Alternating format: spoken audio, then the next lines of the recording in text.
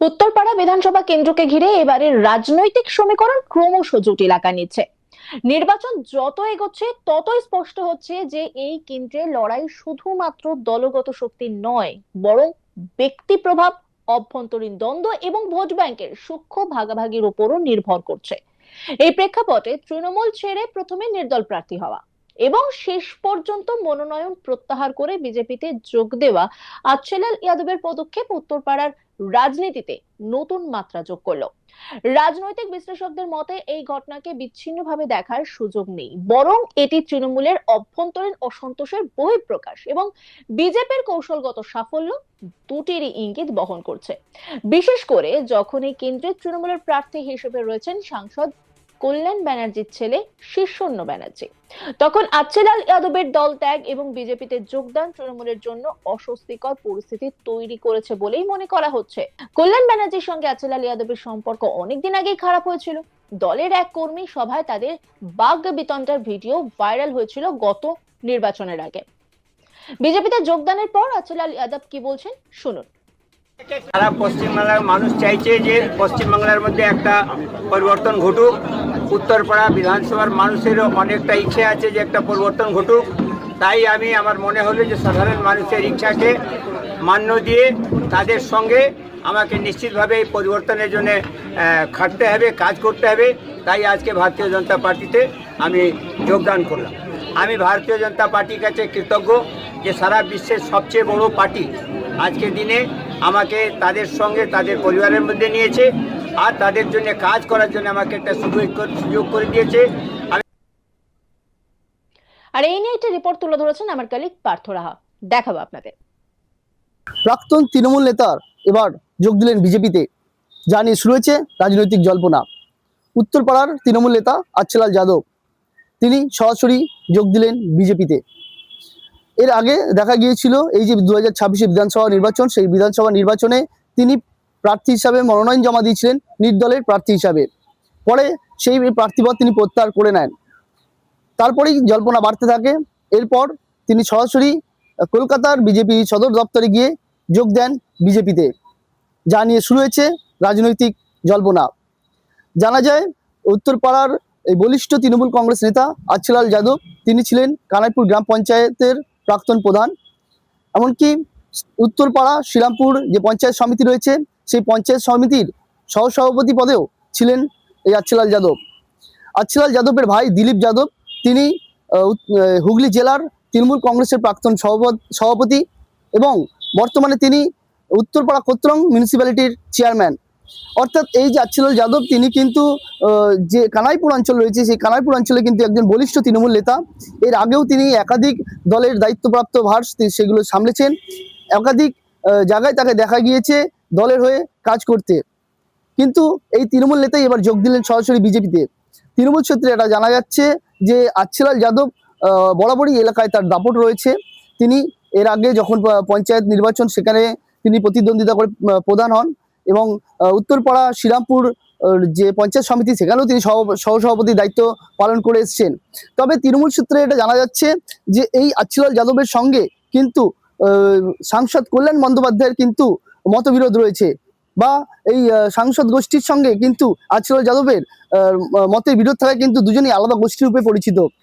উত্তরপাড়ার যে রাজনৈতিক মহল রয়েছে সেখান থেকে এটা জানা যাচ্ছে এর আগে লোকসভা ভোটের আগে একটি কর্মী সভাতে সেখানে কিন্তু প্রকাশ্যে কল্যাণ বন্দ্যোপাধ্যায়ের সাথে কিন্তু বাকবিতণ্ডায় জড়িয়ে পড়েছিলেন আচ্ছেলাল যাদব। এর আগেও একাধিক ক্ষেত্রে আচ্ছেলাল যাদবকে কিন্তু দেখা গিয়েছে দলেরই বিভিন্ন মতের বিরুদ্ধে গিয়ে কাজ করতে। আচ্ছেলাল যাদব এর আগে তিনি যখন পঞ্চায়েতের টিকিট পান, সেই পঞ্চায়েতের টিকিট পাওয়ার পর তিনি প্রধান হন। সেই সময় থেকে কিন্তু তার সাথে দলের একাধিক নেতার সাথে তার মতবিরোধ দেখা গিয়েছে। যখন প্রবীর ঘোষাল বিধায়ক ছিলেন সেই প্রবীর ঘোষাল গোষ্ঠীর সাথেও কিন্তু দ্বিমত ছিল এই আচ্ছেলাল গোষ্ঠীর। অর্থাৎ আচ্ছেলাল যাদব তিনি কিন্তু তার এলাকায় নিজের প্রভাব বিস্তারে বরাবরই সক্ষম ছিলেন এবং তিনি নিজের যে এলাকা রয়েছেন সেই এলাকাতে একজন দাপুটে নেতা হিসেবে পরিচিত।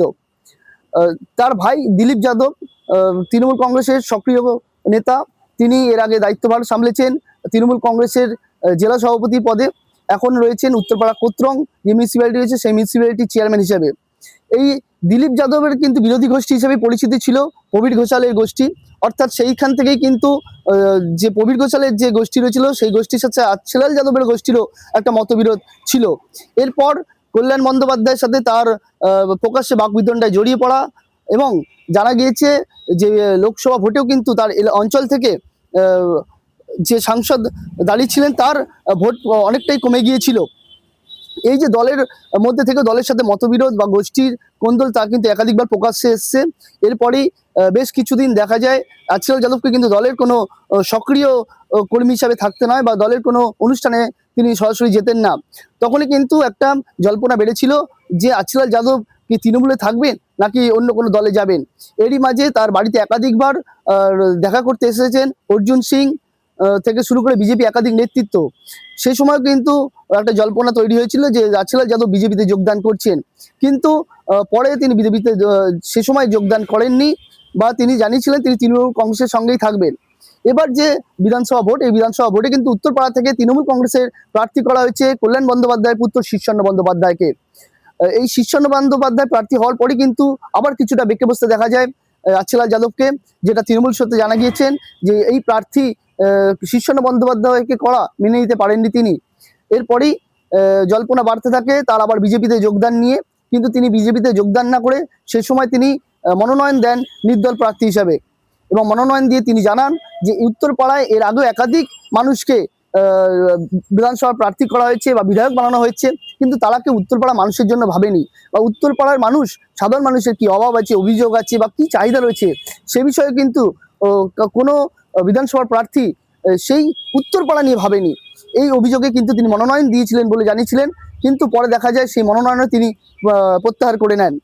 এরপর আজ যেটা দেখা যায় আচ্ছেলাল যাদব তিনি সরাসরি কলকাতা বিজেপি সদর দপ্তরে যান এবং বিজেপিতে যোগদান করেন। এই যে ভোটের আগে তৃণমূল কংগ্রেস ছেড়ে দিয়ে বিজেপিতে যোগদান, এর ফলে তৃণমূল কংগ্রেসের যে ভোট বাক্স সেখানে কি প্রভাব পড়বে তা নিয়ে কিন্তু বেশ কিছুটা চিন্তিত রয়েছে তৃণমূল কংগ্রেস নেতৃত্বরা। পাশাপাশি ভোটের আগে দেখা যাচ্ছে একাধিক হুগলি জেলার নেতৃত্বকে তারা দলত্যাগ করতে বা অন্য দলে যেতে। আমরা এর আগেও দেখেছি সুরেশ সাউ বিজেপির জেলা সহসভাপতি ছিলেন, তিনি কিন্তু বিজেপি ছেড়ে দিয়ে তৃণমূল কংগ্রেসে যোগদান করেন। এখন তিনি তৃণমূল কংগ্রেসের প্রার্থীদের নিয়ে জোর কদমে প্রচার চালাচ্ছেন। পাশাপাশি আচ্ছেলাল যাদব উত্তরপাড়ায় একজন দাপুটে তৃণমূল কংগ্রেস নেতা হিসেবে পরিচিত। সেই আচ্ছেলাল যাদব এবার তৃণমূল কংগ্রেস ছেড়ে দিয়ে সরাসরি যোগদান করলেন বিজেপিতে, এবং তিনি বিজেপির হয়ে প্রচার চালাবেন এমনটাই জানাচ্ছেন।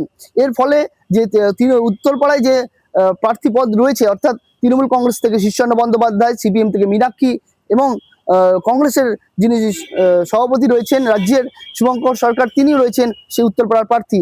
পাশাপাশি এই আচ্ছেলাল যাদবের বিজেপিতে যোগদানের ফলে বিজেপি কতটা সেখানে তাদের ভোট বাক্স বাড়াতে পারবে বা ভোট কেটে তার নিজের বাক্সকে ভরতে পারবে সেদিকে কিন্তু তাকিয়ে রয়েছে রাজনৈতিক মহল।